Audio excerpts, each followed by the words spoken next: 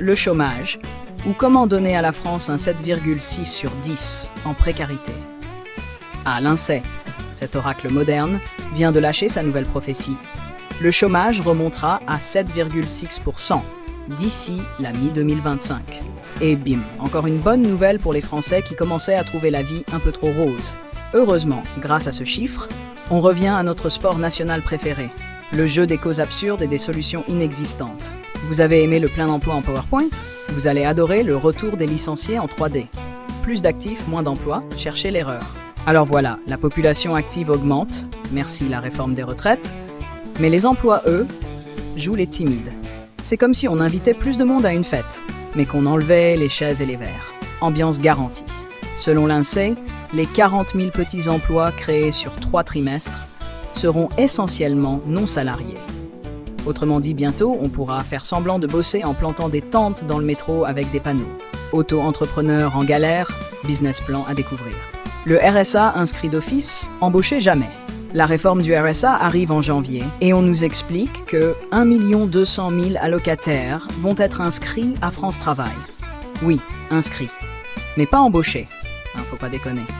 Une petite case cochée, une réunion PowerPoint où on leur expliquera comment valoriser leurs compétences, comme faire la queue chez Lidl un samedi matin, et hop, ils entrent dans les statistiques, histoire de brouiller les pistes.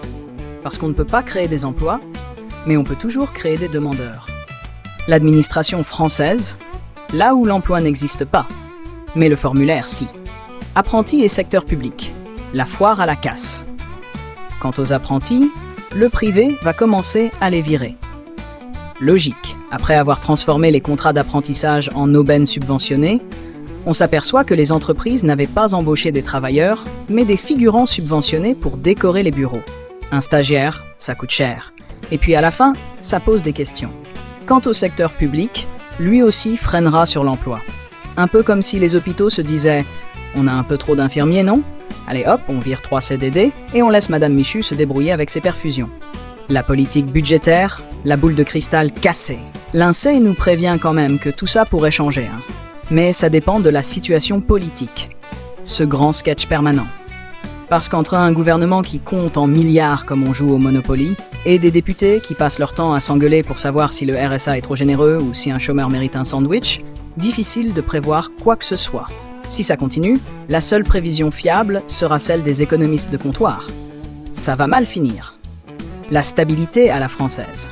Finalement, cette remontée du chômage, c'est presque poétique. À force de courir après le plein emploi comme un mirage, la France a trouvé son équilibre naturel. Un chômage qui s'installe à 7,6%, tranquille, pépouze. Pas trop bas pour qu'on se repose sur ses lauriers, pas trop haut pour éviter la révolution. C'est la stabilité à la française. Le fameux 7,6, un taux bien sage pour un peuple pas trop fâché. Allez, applaudissons bien fort nos champions des réformes, car grâce à eux, bientôt, travailler sera réservé aux VIP. Pour les autres, chômage, RSA et inscription gratuite à France Travail. Le tout sans emploi, mais avec un beau dossier administratif. Vive la France!